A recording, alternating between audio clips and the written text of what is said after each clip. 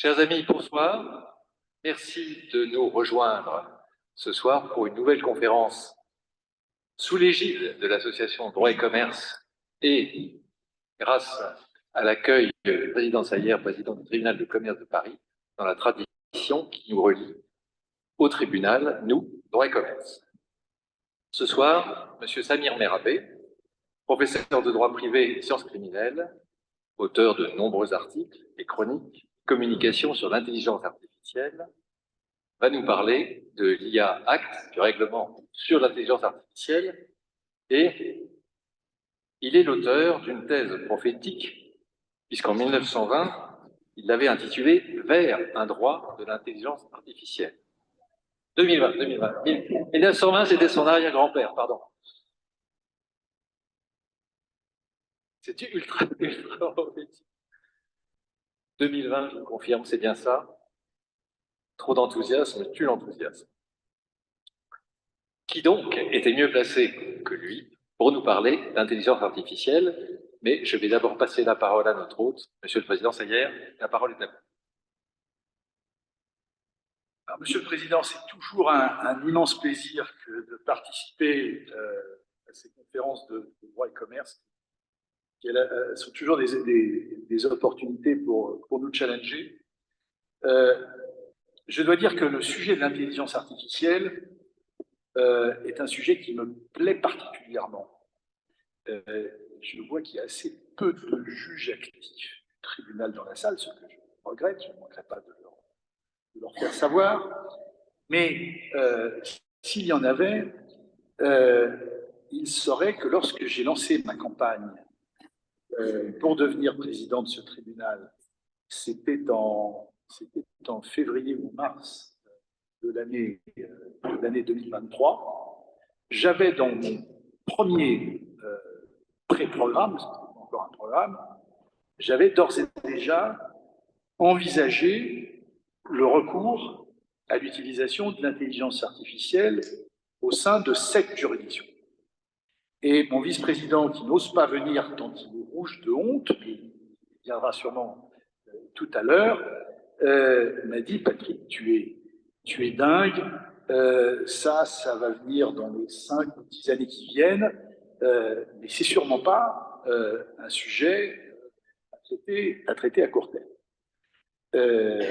Aujourd'hui, j'aurais pu dire il y a quelques jours, il n'y a pas une semaine, il n'y a pas une conférence qui relie quelque part l'intelligence artificielle et le droit, mais cette semaine, il n'y a pas un jour, puisque à la grande rentrée des avocats qui aura lieu après-demain, je suis même invité à participer à une table ronde sur l'IA. Donc en réalité, c'est un sujet qui est effectivement prégnant dans la vie de tous les jours. Ce week-end, je crois que tous mes gamins étaient en train de faire des chansons à partir d'intelligence artificielle, des chansons complètement synthétiques. On peut maintenant faire des discours pour toutes sortes de discours en utilisant l'intelligence artificielle. Donc c'est vraiment quelque chose qui a complètement, et en un temps record, envahi notre commun et qui, somme toute, assez facile à visiter. Alors la vraie question qui va nous être posée ce soir, c'est qu'effectivement, ça nous sera redit, l'intelligence artificielle présente des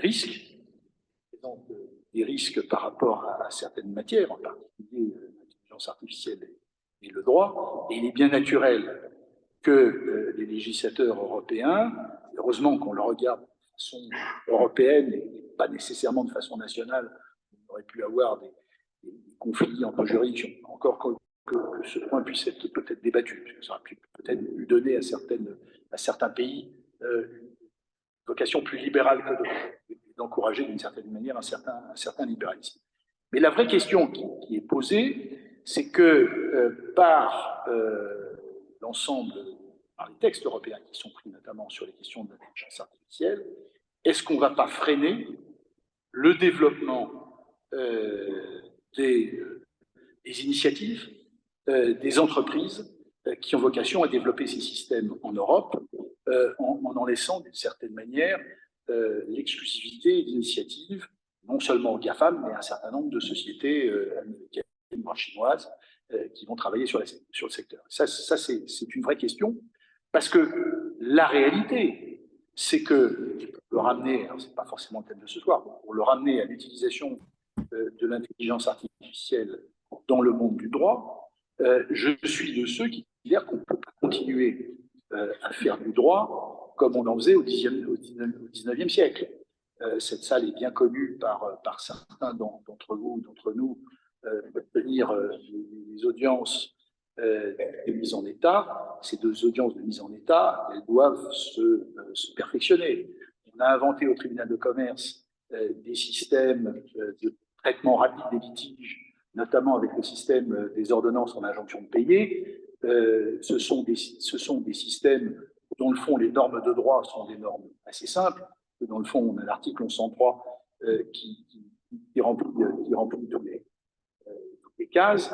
Et la simple question est de vérifier un ensemble de pièces pour s'assurer que les contrats correspondent bien aux factures, qui correspondent bien aux mises en demeure, qui correspondent bien aux devis, qui correspondent bien, et que dans le fond, on le sait bien, surtout lorsque le sujet est répétitif. À Paris, on traite près de 20 000 injonctions de payer par an. On imagine bien qu'une machine est parfois plus adaptée pour processer des pièces en nombre, alors qu'il n'y a pas nécessairement de réflexion sur la règle de droit. Alors ensuite, on peut imaginer, ce n'est pas encore une fois nécessairement le sujet de ce soir, ça pourrait être le sujet d'une nouvelle intervention, mais on peut imaginer comment l'intelligence artificielle fait son entrée sur des litiges plus complexes. Sachant que certains avocats sont plus prolixes que d'autres. C'est sympathique de tourner ce que j'avais évoqué tout à l'heure. On peut très bien imaginer l'intelligence artificielle servir aux juges pour faire la synthèse des faits constants, mettre en avant des faits non constants, synthétiser les moyens de droit de tel ou tel soulevé par telle ou telle partie, et les réponses même aux 10 moyens de droit que formule la partie en réponse.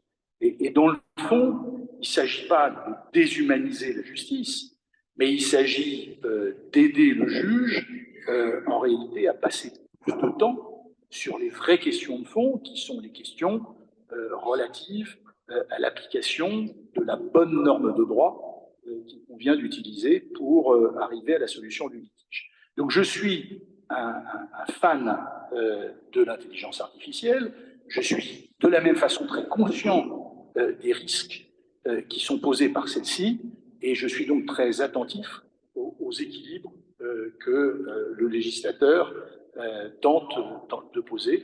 On verra d'ailleurs si le texte est un texte qui durera, ou est-ce que l'accélération de l'intelligence artificielle et de ses performances ne sera pas amenée à un moment à faire peut-être rebouger un jour, qui sait, que sais-je, le législateur sur la question. Mais j'ai été trop long, pardon monsieur le professeur, c'est un honneur pour vous, c'est un honneur pour nous de vous avoir parmi nous. Et donc la parole est au professeur Samir Merabet, qui, je le précise, a écrit un article tout à fait intéressant dans un club qui m'est cher, qui est le club des juristes, dont j'étais l'un des fondateurs.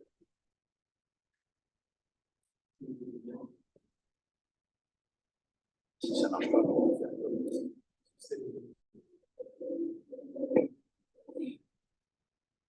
je vous remercie. Alors, l'honneur est pour moi de me retrouver aujourd'hui auprès de vous pour parler de ce sujet. Avant toute chose, je voudrais remercier le tribunal de commerce et le président Serre pour son invitation. Je suis très honoré de me trouver dans d'aussi beaux locaux, et l'université fait pas de figure à côté de locaux assez exceptionnels, donc je suis ravi de pouvoir discuter de ce sujet ici.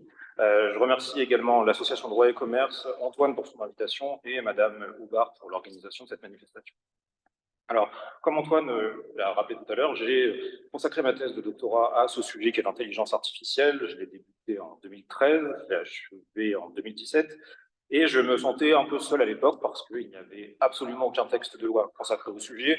Il n'y avait pas non plus de jurisprudence, mais maintenant que l'AI Act a été adopté, je me demande si je ne préférais pas cette solitude antérieure à cette profusion d'actualités et de textes, puisque le texte dont je dois vous parler aujourd'hui fait 144 pages, considérant introductif, règlement plus annexe, et il est assez indigeste. Et donc, j'ai pour objectif aujourd'hui d'essayer de vous en faire une présentation synthétique. Alors, l'idée, c'est évidemment de ne pas être exhaustif, c'est simplement de mettre en avant les cas dans lesquels le texte a vocation à s'appliquer, les principales règles qu'il a vocation à mettre en œuvre, de manière à ce que tout à chacun sache quelles seraient les éventuelles implications de celui-ci dans ses domaines de prédilection.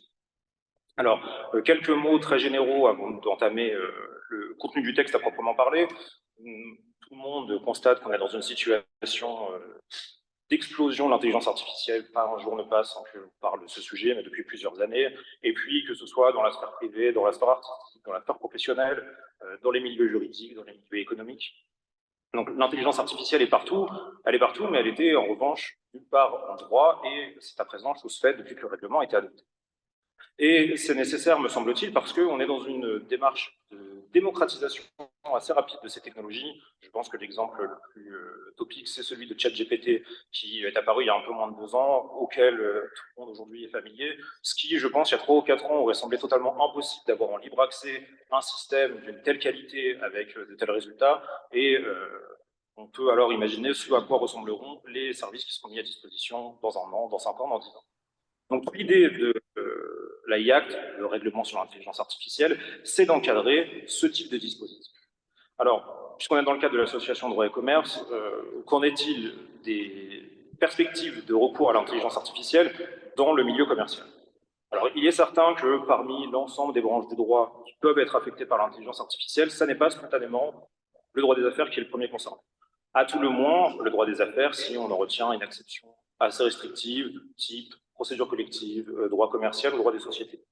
En revanche, l'intelligence artificielle est partout auprès de l'écosystème du droit des affaires, puisque toutes les entreprises y sont confrontées, et ce, à tous les niveaux, que ce soit pour établir leur comptabilité, que ce soit pour procéder à leur recrutement ou à la gestion RH, ou que ce soit pour obtenir un crédit lorsqu'elles vont être exposées à une pratique de scoring bancaire par l'établissement auprès duquel elles vont solliciter un emprunt. Donc, parce que le sujet concerne les entreprises dans des dimensions très larges, c'est un sujet qui en fait intéresse directement les juristes tout à fait. Alors, quel est l'état du droit aujourd'hui, ou plutôt quel était l'état du droit hier avant que le règlement soit adopté? Alors, dans un premier temps, on n'avait absolument aucune règle qui était consacrée à l'intelligence artificielle, et c'était le cas jusqu'à il y a encore très récemment. Ensuite, on a eu l'apparition de quelques règles sectorielles, mais vraiment très ponctuelles. Par exemple, je pense à une ordonnance du Code de la route sur les infractions qui sont commises par des véhicules autonomes lorsque le chauffeur n'assure pas lui-même la conduite. C'était assez marginal. Et puis, enfin, aujourd'hui, on a ce règlement sur l'intelligence artificielle avec des règles qui sont spécialement pensées pour cet objet. Et c'est la raison pour laquelle on peut éventuellement maintenant parler d'un droit de l'intelligence artificielle. Il ne s'agit plus d'appliquer des règles éparses à cet objet, mais il s'agit de règles qui ont été spécialement pensées pour lui. Tout l'enjeu, c'est de savoir si ces règles sont efficaces ou si potentiellement la situation était préférable auparavant, avant que le législateur ne s'en mette. Alors, une rapide présentation du texte politique. Si la personne vient avec des fruits à pain, ça vaut des fruits. Moi, je suis en train de dégager.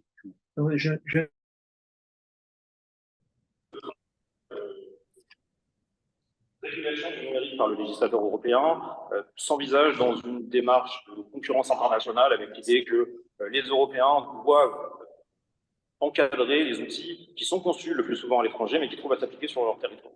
Et on peut constater qu'au cours des dernières années, le droit de l'Union européenne et les autorités européennes ont été particulièrement proactifs en la matière, et je profite de cette occasion pour rendre hommage à Thierry Breton, qui a cessé ses fonctions aujourd'hui, mais qui a accompli un travail considérable au cours des 5 dernières années pour, au-delà de l'adoption de ces règles, garantir leur effectivité et en n'hésitant pas à aller se confronter aux géants du numérique.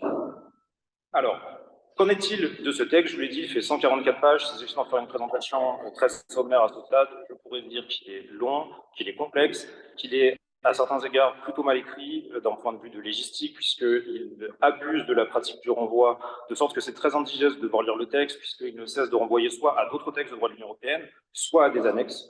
y compris pour des questions qui sont très déterminantes comme le champ d'application matériel et qu'est-ce qu'une intelligence artificielle ou qu'est-ce qu'une intelligence artificielle à haut risque, de sorte qu'on peine à identifier quand s'applique le texte, où il s'applique, à qui il s'applique. Alors, on peut comprendre que le législateur européen ait quelques difficultés, ça s'explique notamment par l'effort d'harmonisation, la nécessité de trouver des notions, des qualifications idoines pour l'intégralité des pays de l'Union européenne. Mais malheureusement, ce n'est pas le simple travail d'harmonisation qui explique la totalité du texte, parce que, encore une fois, je vais sans doute l'air un peu dur, mais pour avoir décortiqué les autres règlements que j'ai évoqués, Digital Services Act, Digital Market Act, RGPD, ils sont beaucoup plus clairs et ils donnent une meilleure visibilité de l'état du droit à leur seule lecture. Alors, quel est l'objectif de cette conférence? L'idée, c'est globalement de répondre à un certain nombre de questions assez basiques. Quoi? Quelles sont les intelligences artificielles qui sont ici concernées? Qui? Quelles sont les personnes qui sont astreintes aux obligations qui figurent dans ce règlement? Et puis, où? Dans quel secteur géographique trouve à s'appliquer le règlement? Et puis enfin, surtout, comment? Quelles sont les obligations qui trouvent à s'appliquer après l'adoption de ce texte? Vous avez une présentation, le plan de l'intervention, et donc vous pouvez voir qu'on va suivre en fait une progression qui est somme toute assez classique. On va envisager le champ d'application du règlement, et puis ensuite on étudiera le régime des règles qui sont appliquées. Donc commençons par étudier le champ d'application, qui est peut-être l'une des questions les plus cruciales. Tous les opérateurs économiques doivent se demander s'ils sont soumis ou non à ce texte. Je vais tenter d'y répondre, mais malheureusement, il y a un certain nombre d'hypothèses dans lesquelles on ne pourra pas répondre avec certitude parce qu'il va falloir attendre qu'on ait des actes délégués ou une pratique décisionnelle pour mieux saisir les contours du champ d'application. Donc, 3 questions, quoi, où, qui, que l'on va aborder en 3 temps. Commençons dans un premier temps d'abord par envisager le champ d'application matériel. À quoi s'applique le règlement sur l'intelligence artificielle? Alors, comme son nom l'indique, il s'applique à l'intelligence artificielle, reste encore à définir ce terme, ce qui a priori n'est pas évident, puisqu'on y est tous confrontés aujourd'hui en permanence. On a l'impression d'avoir une représentation assez aisée de ce qu'est l'intelligence artificielle. Je vous dis, véhicule autonome, c'est de l'intelligence artificielle, ChatGPT, c'est de l'intelligence artificielle. En revanche, quand on commence à s'intéresser plus précisément à l'objet lui-même, les frontières de la qualification sont plus incertaines. Ce qui se comprend assez aisément, puisqu'en fait, en réalité, on a un certain nombre de systèmes qui, jusqu'à présent, étaient juste des systèmes informatiques, des logiciels, qui, après l'adoption du texte, se retrouvent appliquer une nouvelle qualification, celle d'intelligence artificielle. Et donc, tout l'enjeu pour un opérateur économique, c'est de déterminer si les logiciels qu'ils utilisent sont des logiciels classiques, qui vont relever des normes antérieures, ou si c'est un logiciel d'intelligence artificielle au relevant du règlement. Alors, pour le déterminer, observons les définitions qui sont proposées par le règlement. Je vous ai fait reproduction dans le document qui vous a été transmis de certaines définitions du texte, les principales. Donc, qu'est-ce qu'un système d'intelligence artificielle au sens du règlement? Je vous fais lecture de la définition avant que l'on l'analyse rapidement. Il s'agit d'un système automatisé qui est conçu pour fonctionner à différents niveaux d'autonomie et peut faire preuve d'une capacité d'adaptation après son déploiement, et qui, pour des objectifs explicites ou implicites, déduit à partir des entrées qu'il reçoit la manière de générer des sorties telles que des prédictions, du contenu, des recommandations ou des décisions qui peuvent influencer les environnements physiques ou virtuels. Alors, quand on lit cette définition, on constate tout d'abord un certain nombre d'éléments qui sont indifférents à la qualification. Le texte parle de système, et donc vraisemblablement, on a une exclusion de toute approche qui serait technique, selon la nature des dispositifs en cause. Vous avez peut-être déjà entendu parler des différentes méthodes d'apprentissage, apprentissage supervisé ou non supervisé, apprentissage profond. Le règlement ne se penche pas sur la question. Il parle de système informatique de manière générale, sans s'arrêter sur les différentes catégories qui peuvent exister dans les sciences informatiques. Ensuite, on a une indifférence du domaine d'application. Peu importe dans quel secteur d'activité est déployé le système, ça ne fait pas partie de la définition, ce qui explique qu'en réalité, le champ d'application du règlement est extrêmement large. Il s'applique à toutes les intelligences artificielles, indépendamment du secteur d'activité. Sans doute que l'on peut le percevoir comme une forme de droit commun de l'intelligence artificielle qui s'applique à tous les systèmes. Viendront des réglementations spécifiques secteur d'activité par secteur d'activité, mais puisqu'ici ce n'est pas un critère, tout opérateur qui déploie un système tombe sous le coup de ce règlement. Ensuite, on a quelques critères de définition qui nous sont donnés de manière positive. Après avoir déterminé ce que ça n'est pas, on peut envisager ce que c'est. Deux critères principaux sont mobilisés. On a d'abord un critère d'autonomie, qui est relativement classique. C'est l'idée que le système peut fonctionner sans intervention humaine directe. Et puis, on a un critère qui fait référence aux capacités d'adaptation, ce qui semble faire référence à l'apprentissage des systèmes d'intelligence artificielle. Vraisemblablement, ce ne sont pas des critères suffisamment précis pour pouvoir très distinctement dire aujourd'hui ceci est de l'IA, ceci est de l'IA, ceci n'en est pas. Sans doute parce que le législateur européen a conscience de telles limites, il propose certaines illustrations et donc il va nous donner une liste d'exemples en parlant de prédictions de contenu, de recommandations ou de décisions qui peuvent influer l'environnement physique ou virtuel. C'est une liste qui évidemment n'est pas limitative, elle sert simplement éventuellement aux juges qui seraient confrontés à ces questions à l'avenir d'avoir des éléments qui lui permettront par analogie de déterminer si oui ou non la qualification est remplie. On a donc ici une première difficulté qui risque de donner lieu à un contentieux à l'avenir. Un système relève-t-il de cette qualification ou non? Toute la difficulté, c'est qu'en réalité, la qualification, elle n'est pas binaire. On a plutôt une échelle de systèmes qui sont plus ou moins autonomes. Et donc, là encore, on ne pourra pas dire c'est un système ordinaire auquel n'est pas applicable le règlement, c'est un système d'intelligence artificielle. Ensuite, reste à déterminer comment on gère le risque. Est-ce qu'on décide de respecter la norme la plus élevée de manière à s'assurer de ne pas avoir de problème de conformité, ce qui implique des obligations de conformité extrêmement lourdes, ou prend-on le risque de tenter de plaider que le système n'est pas un système d'intelligence artificielle? Ensuite, le règlement réserve une hypothèse qui n'est pas marginale, elle est marginale dans le texte parce qu'il y a peu de dispositions qui sont applicables. Il s'agit des modèles d'IA à usage général. Et donc, globalement, pour faire simple, c'est ce que désigne ChatGPT. Ce sont des modèles, en réalité, qui n'ont pas été pensés pour des tâches spécifiques, mais qui vont pouvoir être déployés pour différentes catégories d'activités dans différents secteurs d'activité. Et qui, globalement, ont la particularité d'être des modèles qui sont entraînés sur des très grands volumes de données et qui donc présentent des risques qui sont plus importants. La distinction est importante parce que quand on fera le régime tout à l'heure, on verra qu'il y a une ventilation avec des obligations qui s'appliquent au système ordinaire et des obligations qui s'appliquent au modèle d'IA à usage général. Alors, pour essayer de se figurer, d'un point de vue un peu plus concret, à quoi renvoie cette définition? Peut-être pas forcément tout, on ne sait pas tout. Qui sont des exemples que je vais remobiliser pendant la présentation pour essayer d'éprouver les règles du texte. On peut penser à des logiciels qui sont utilisés par des services de ressources humaines pour faire du tri parmi les CV qui sont transmis. Une entreprise publie une annonce, elle reçoit des centaines et des centaines de CV.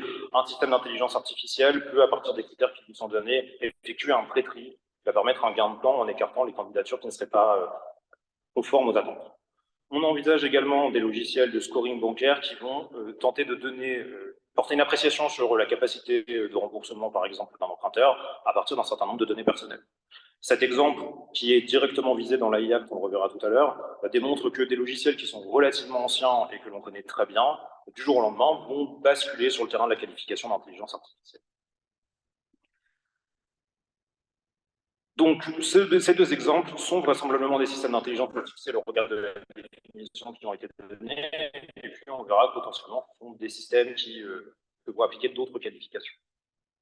Maintenant que la définition générale est donnée, envisageons très rapidement une forme de nomenclature des systèmes d'intelligence artificielle qui est proposée par le règlement. Je vous l'ai dit, l'avantage, l'intérêt du règlement, c'est qu'il a une portée très générale. Il s'applique à tous les secteurs d'activité, il ne procède pas de distinction selon les modèles en cause, selon leurs applications, selon leurs usages. L'inconvénient, c'est que si on a une qualification unique, c'est extrêmement difficile ensuite d'avoir des corpus de règles propres à tel ou tel type de système. Donc le règlement va quand même procéder à des subdivisions. Au-delà de ces qualifications générales, il propose une nomenclature. Alors il y avait plusieurs manières de le faire, on pouvait envisager plusieurs critères. Un critère technique, le mode d'apprentissage, le secteur d'activité, selon que ce soit utilisé par le secteur public, par le secteur privé, selon qu'on sera en présence de systèmes qui soient totalement désincarnés, immatériels, ou des systèmes qui sont introduits dans des biens corporels comme des véhicules autonomes.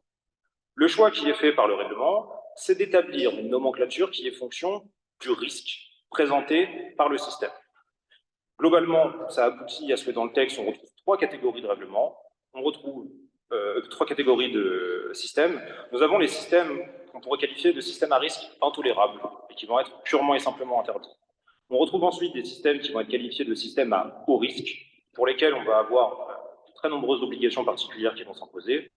Et puis, les systèmes à risque mineur, qui ne sont pas concernés pour l'essentiel par le règlement, ce sont ceux qui ne franchissent pas un seuil de danger suffisant pour imposer des obligations. Ce qui est plutôt rassurant, puisque ça signifie que les entreprises qui utilisent des logiciels d'intelligence artificielle ne vont pas nécessairement devoir entrer en conformité avec le règlement. En revanche, pour être rassuré, encore faudra-t-il observer qu'est-ce qu'un logiciel d'intelligence artificielle à haut risque, et on verra que le législateur a visé plutôt large. Donc, très rapidement, envisageons les deux catégories de systèmes qui sont prévus par le texte, ceux à risque intolérable, ceux à risque à haut risque.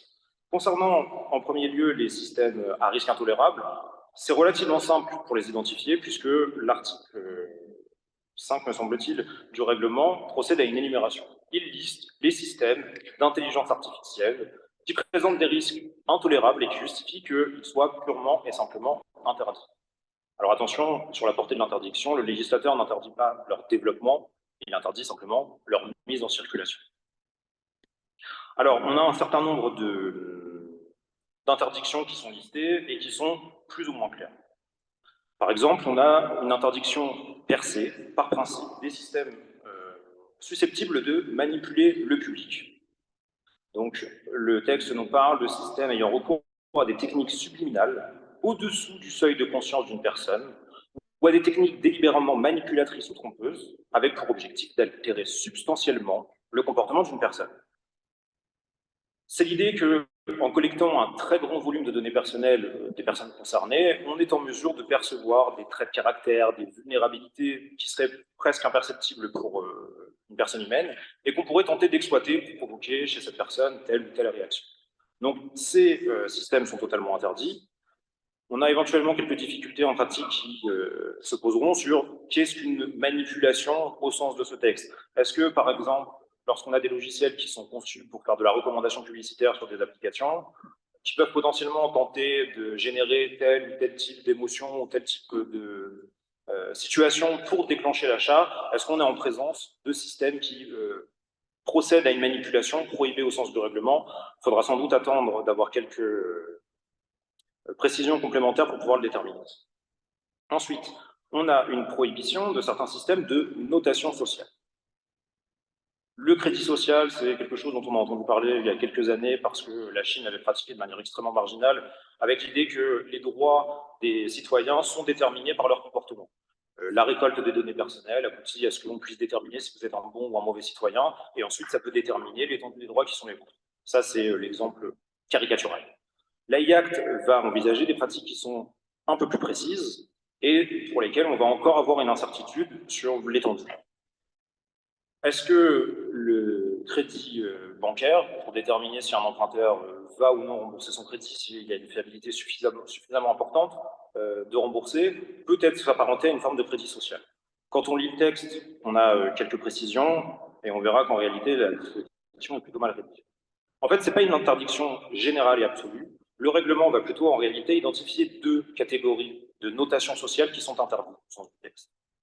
Alors, d'abord, le crédit social est prohibé lorsque le traitement préjudiciable ou défavorable de certaines personnes physiques ou de groupes de personnes intervient dans des contextes sociaux dissociés du contexte dans lequel les données ont été générées et collectées à l'origine. L'idée, c'est que si je collecte des données d'une personne, par exemple, à l'occasion d'un recrutement, et qu'un logiciel va être amené à traiter ces données pour évaluer sa correspondance avec le profil, on est dans une hypothèse où les données sont récoltées avec une finalité particulière, c'est le recrutement. Si ensuite, on va utiliser les informations qui en sont issues pour, par exemple, déterminer d'autres droits, calculer une prestation sociale, déterminer si le crédit va lui être octroyé ou non, vraisemblablement, on va mobiliser des données qui n'ont pas été récoltées à cette fin pour une autre finalité. Reste à déterminer exactement quelle sera la portée de la disposition, puisque, en ce sens, c'est redondant avec une des règles du règlement général sur la propriété des données personnelles, qui est la limitation de la finalité du traitement des données personnelles, qui, a priori, permettait déjà d'atteindre cet objectif. Ensuite, on a une deuxième pratique qui est interdite au sens de ce système à risque intolérable. Le crédit social est prohibé lorsque le traitement préjudiciable ou défavorable des personnes est injustifié ou disproportionné par rapport à leur comportement social ou à la gravité de celui-ci. Alors là encore, on a certains doutes sur la portée de la disposition, puisque quand la disposition commence, elle semble énoncer une interdiction générale et absolue des outils, Et là, dans ce que je viens de vous décrire, vraisemblablement, c'est l'effet potentiel qui va être produit par la décision qui permettra de déterminer si oui ou non on est sur le terrain de l'exclusion. Donc vraisemblablement, il est nécessaire d'envisager une approche concrète et non pas une exclusion per se du système lui-même. Reste que la fin des dispositions est plutôt rassurante sur les applications qui sont potentiellement admises, puisqu'on va retrouver des précisions sur le fait que des pratiques telles que le crédit social en particulier n'est pas considéré le scoring bancaire n'est pas considéré comme une pratique qui est interdite, et la confirmation est ensuite apportée par le fait que c'est une pratique considérée comme à haut risque. Voilà donc pour cette exclusion, cette interdiction générale et absolue. C'est très courageux de la part du législateur d'admettre que certains systèmes semblent tellement dangereux et dont on ne maîtrise pas les potentialités qu'il est nécessaire de les interdire totalement. On pourra un peu faire le parallèle avec ce qu'on retrouve sur le terrain des lois bioéthiques avec des pratiques que le droit réprouve tellement qu'il n'est pas question de vérifier si elles emportent des risques concrets, on les interdit telles quelles. En revanche, on est un peu plus déçu sur la rédaction du texte lui-même, qui vraisemblablement n'est pas aussi générale et absolue que le laisse penser le début du texte. Voilà donc pour quelques exemples d'intelligence artificielle à haut risque interdit. On en retrouve un certain nombre d'autres qui portent sur la surveillance généralisée, qui portent sur l'évaluation du risque en matière pénale, que je vais laisser de côté. Donc, pour ces règles, pour ces systèmes d'intelligence artificielle, la solution est assez simple. Dès lors qu'ils sont caractérisés, ils sont interdits.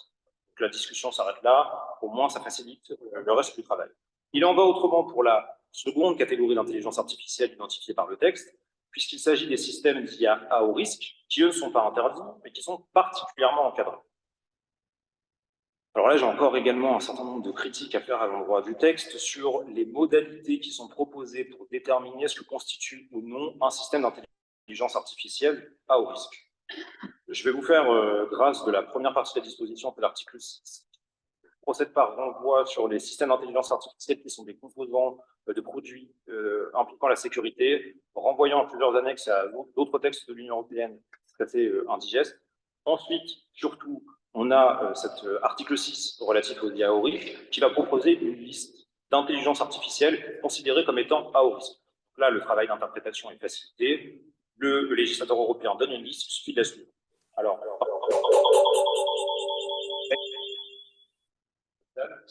les systèmes qui sont destinés à être utilisés pour l'accès, l'admission ou l'affectation des personnes physiques à des établissements d'enseignement et de formation professionnelle, on peut penser que des logiciels tels que Parcoursup, dès lors qu'ils répondent à la définition de l'IA, seraient également concernés par cette qualification. On a également des systèmes d'IA destinés à être utilisés pour évaluer la solvabilité des personnes physiques ou pour établir leur note de crédit. Donc on est sur la pratique du scoring. On note qu'elle ne concerne que les personnes physiques, pas les personnes morales. Et puis, enfin, on a des systèmes d'IA destinés à être utilisés par des autorités judiciaires ou en leur nom pour les aider à rechercher ou interpréter les faits ou la loi, ce qui donc implique que tout logiciel d'IA qui serait déployé par une juridiction tomberait sans doute sous le coup de cette qualification. Alors, je ne vous fais pas la liste intégrale, elle est relativement longue. On peut noter qu'il est relativement complexe d'arrêter dans un texte de manière précise et de graver dans le marbre la liste des systèmes d'IA à haut risque, alors que leur utilisation ne cesse de se développer, de se démocratiser et que l'innovation est en cours. C'est la raison pour laquelle l'article 7 du règlement confie à la Commission un pouvoir qui lui permet de compléter la liste des IA à haut risque. Et donc c'est un pouvoir qui est extrêmement intéressant parce que ça permet de garantir une certaine flexibilité du texte qui n'a pas vocation d'ici 3-4 ans à devenir désuet parce qu'on aurait des systèmes qui ne seraient plus concernés. Eu égard aux conséquences très lourdes qu'on va envisager ensuite sur cette qualification d'IA à haut risque, il est plutôt rassurant de constater que l'article 7 qui donne à la Commission le pouvoir de modifier la liste encadre très strictement ce pouvoir, puisqu'il ne peut être mobilisé que pour les systèmes d'IA qui présentent un risque de préjudice pour la santé et la sécurité ou un risque d'incidence négative sur les droits fondamentaux. C'est encadré, la référence aux droits fondamentaux aboutit néanmoins à ce que potentiellement les systèmes qui soient concernés soient très nombreux. Mais au-delà de ce critère, le règlement va déterminer de manière assez précise les critères qui vont devoir être mis en œuvre par la Commission si elle veut enrichir la liste. C'est extrêmement important parce que quand on va étudier le régime un peu plus tard, on va voir qu'il y a de très nombreuses obligations de conformité qui trouvent à s'appliquer. Avant de déployer un système d'intelligence artificielle à haut risque, les concepteurs vont devoir configurer de certaines manières, de concevoir de certaines manières leur système. Imaginons qu'un système, aujourd'hui, n'entre pas dans cette qualification, mais qu'il le soit après une modification de l'article 6 par la Commission européenne, de l'annexe 3 par la Commission européenne. Et bien, du jour au lendemain, on va se retrouver avec un système qui, jusqu'à présent, n'était pas concerné, mais qui l'est, et qui, a priori, devrait être retiré de la circulation tant qu'il n'a pas été mis en conformité avec les exigences du règlement. Alors, j'imagine bien que, le cas échéant, on aurait des délais qui seraient fournis pour que la conformité puisse être effectuée, mais ça me semble vraiment extrêmement lourd pour les opérateurs. Il est possible que ce soit une faculté qui reste lettre morte parce que finalement les cas qui sont envisagés sont suffisamment précis, ou non, et c'est la pratique décisionnelle de la Commission dans les prochaines années qui nous permettra de déterminer si elle entend se saisir ou non de ce point. Un constat d'étape à ce stade sur le champ d'application. Comme je vous l'ai dit, comme le texte a une vocation assez générale et transversale, on se retrouve avec des définitions qui sont très extensives et qui vont potentiellement aboutir à ce que de très très nombreux systèmes soient qualifiés d'IA à haut risque parce que les critères sont généraux. Et comme les conséquences en matière réglementaire sont extrêmement lourdes, comme le coût de la mise en conformité est extrêmement important, le législateur prévoit avec sagesse une porte de sortie, puisque l'article 6 va permettre à un certain nombre d'opérateurs qui potentiellement tomberaient sous le coup de la qualification d'IA à haut risque d'en sortir, en démontrant à la Commission européenne que leur système, si a priori devrait relever de la qualification, en réalité ne présente pas de risque au regard de leur application particulière. Et donc, c'est assez sage d'avoir cette appréhension qui évite qu'on se retrouve à une qualification qui embrasse très large, mais qui aboutit à ce que des systèmes qui, a priori, sont tellement spécifiques, utilisés dans un contexte particulier, qu'en réalité, il n'y a pas de risque pour ceux qui y sont exposés. Là encore, tout dépendra des largesses dont fera preuve la Commission dans l'accueil de ces demandes, et le texte précise quelles sont les conditions qui vont devoir être respectées, quelle est la procédure qui va devoir être respectée pour échapper à cette qualification. Sans doute que ça donnera naissance, encore une fois, à une pratique décisionnelle qui permettra à l'avenir de préciser les contours des systèmes d'intelligence artificielle à haut risque. Globalement, voilà donc pour le poids, le champ d'application matériel, les systèmes d'intelligence artificielle auxquels s'applique le règlement. Si je reprends mes exemples évoqués au cours de l'introduction, un système de ressources humaines utilisé pour le classement des candidatures ou un système de scoring bancaire sont bien des systèmes d'intelligence artificielle à haut risque pour celui du scoring bancaire, sans doute à haut risque également pour celui qui permet de classifier des candidatures, et donc qui tombent sous le coup de ce règlement et qui, dans les prochains mois, vont devoir être mis en conformité avec ces exigences. Toute la question ensuite, une fois qu'on a déterminé ce que c'est qui va devoir le respecter, qui va supporter ces obligations de mise en conformité qui sont particulièrement nombreuses. J'en passe donc à présent, dans un second temps, au champ d'application personnel. L'une difficulté à laquelle nous expose l'intelligence artificielle, c'est qu'il y a de très nombreuses personnes qui vont concourir à son fonctionnement. Avant même la mise en service ou le déploiement d'un système d'intelligence artificielle, on a une pluralité d'acteurs qui interviennent, d'opérateurs économiques. Si on essaye d'être assez synthétique, on peut identifier d'un côté le concepteur, celui qui va créer le système, et puis ensuite l'utilisateur, celui qui en fait l'acquisition et qui le modifie. En réalité, il y a un certain nombre d'opérateurs supplémentaires qui vont intervenir. Déjà, quand on dit concepteur, en réalité, bien souvent, il n'y en a pas qu'un seul, puisque ce sont des choses complexes qui appellent le recours à un certain nombre de tiers, et donc on a plusieurs entreprises qui vont participer à la conception du système.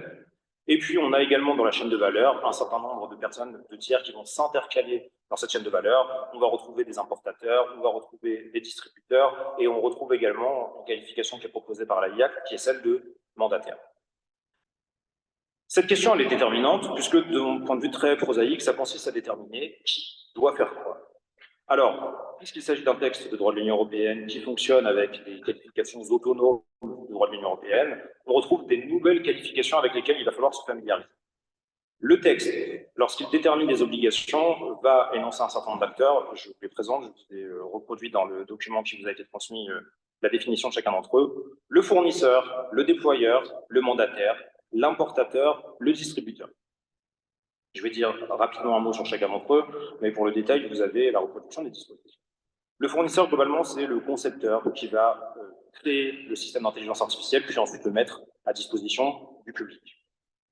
Le déployeur, ça pourrait désigner, d'un point de vue assez simple, l'utilisateur. C'est celui qui a obtenu un système d'intelligence artificielle qu'il n'a pas conçu, mais qu'il va déployer et qu'il va utiliser. Alors, quand c'est à des fins totalement personnelles, le règlement ne trouve pas à s'appliquer. Mais en revanche, que je fasse l'acquisition d'un système d'IA génératif à des fins professionnelles, que je fasse l'acquisition d'un logiciel de scoring bancaire pour l'utiliser dans le cadre de mon activité, eh bien, je serai qualifié de déployeur. On a ensuite une qualification de mandataire qui est assez originale. Je vous en fais lecture. Une personne physique ou morale située ou établie dans l'Union ayant reçu ou accepté un mandat écrit d'un fournisseur de systèmes d'IA ou de modèles d'IA pour s'acquitter en son nom des obligations et des procédures établies par le présent règlement. Le mandataire, il va être déterminant dans les hypothèses dans lesquelles les concepteurs des systèmes d'intelligence artificielle, les fournisseurs, sont situés hors de l'Union européenne. Donc, dès lors qu'on a une société américaine, une société chinoise, japonaise, qui a conçu un système qu'elle n'est pas établi dans le cadre de l'Union européenne, mais qu'elle le commercialise, elle va devoir désigner un mandataire, et c'est ce mandataire qui va devoir s'assurer du respect de ses obligations, qui notamment servira à prendre contact avec les autres. Et il s'agit d'une obligation. On a l'article 22, premièrement, du règlement, qui nous indique qu'avant de mettre leur système d'IA au risque à disposition sur le marché de l'Union, les fournisseurs établis dans des pays tiers désignent, par mandat écrit, un mandataire établi dans l'Union. Pas une option, c'est une obligation. On retrouve ensuite l'hypothèse de l'importateur. Là encore, c'est une situation qui vise à déterminer qui va être astreint aux obligations sur le territoire de l'Union européenne. C'est une personne physique ou morale située ou établie dans l'Union et qui met sur le marché un système d'IA qui porte le nom ou la marque d'une personne physique. Imaginons une entreprise qui ne conçoit pas elle-même son outil, mais qui par contre va faire l'acquisition d'un logiciel pour l'utiliser dans le cadre de son activité directement. Dans ce cas-là, elle sera qualifiée d'importateur et elle se verra imposer un certain nombre d'obligations. J'y viendrai plus tard, mais l'idée globalement, c'est que c'est elle qui va être chargée de s'assurer que les systèmes conçus par un autre hors de l'Union européenne est conforme aux droits de l'Union. Donc la responsabilité est extrêmement lourde. Puisque le fournisseur est hors UE, ça ne signifie pas que le texte n'est pas applicable. En revanche, ce qui ne peut pas être appréhendé directement, c'est l'importateur qui se voit astreint aux obligations. Et puis ensuite, on trouve la qualification de distributeur qui ne peut pas de difficulté particulière. Donc, toute une série de nouveaux acteurs avec lesquels il va falloir se familiariser et envisager à chaque fois quelle est la ventilation des obligations entre les uns et les autres. Imaginons une banque qui fait l'acquisition d'un crédit d'un logiciel pour évaluer ses emprunteurs. Quelle est sa qualité dans cette situation? Ça va dépendre du scénario qui va être envisagé. Le scénario sans doute le plus classique, c'est qu'elle fait l'acquisition d'un logiciel auprès d'une société tierce, ensuite elle va l'utiliser. Elle a donc la qualité de déployeur, l'autre société ayant celle de fournisseur. Dans l'éventualité où l'opérateur est situé à l'étranger, elle va éventuellement se retrouver d'importateur, elle a acquis le logiciel, elle en fait un usage, en revanche elle ne l'a pas conçu, mais elle le commercialise sous sa marque, sous son nom. Donc globalement, on va avoir assez simplement ce type de sociétés qui sont qualifiées de déployeurs avec les obligations qui sont à charge d'autres personnes, l'importateur, le fournisseur ou le mandataire, de respecter ces obligations. On verra qu'en pratique, ce n'est pas très simple parce que le texte procède à des ventilations. Il y a des cas dans lesquels c'est très simple. Il y a les obligations, les articles s'appellent comme tels, obligation du fournisseur, obligation du déployeur, obligation du mandataire. Il y a des cas dans lesquels on a un renvoi d'obligations entre chacun de ces opérateurs. Puis il y a des cas dans lesquels le législateur européen considère que, n'étant pas certain de réussir à apprendre le fournisseur, tous les autres sont potentiellement responsables des obligations qui figurent dans le texte et doivent vérifier la conformité des systèmes qu'ils utilisent. J'y reviendrai plus tard sur le concours de qualification. Enfin, maintenant, une fois que l'on sait quoi est réglementé et qui se vont imposer ces obligations, reste à déterminer quel est le secteur géographique dans lequel le règlement a vocation à s'appliquer. Et là, on peut être assez satisfait du champ d'application qui est prévu par l'article 2 du règlement, qui a vocation à garantir l'effectivité du texte, et notamment pour écarter une crainte que vous avez évoquée, Monsieur le Président, celle que le territoire de l'Union européenne ne soit plus compétitif parce que sa réglementation serait trop contraignante et que les opérateurs décident d'aller à l'étranger. C'est potentiellement le cas pour ce qui concerne les fournisseurs qui vont concevoir des outils d'intelligence artificielle. En revanche, dès lors qu'ils entendent les commercialiser, les déployer par eux-mêmes ou par des tiers sur le territoire de l'Union européenne, globalement, ils vont être concernés par le texte. Selon le texte, globalement, sont concernés les systèmes d'IA qui sont mis sur le marché ou utilisés au sein de l'UE, peu importe que le fournisseur soit établi dans l'Union européenne ou au-delà de l'Union européenne.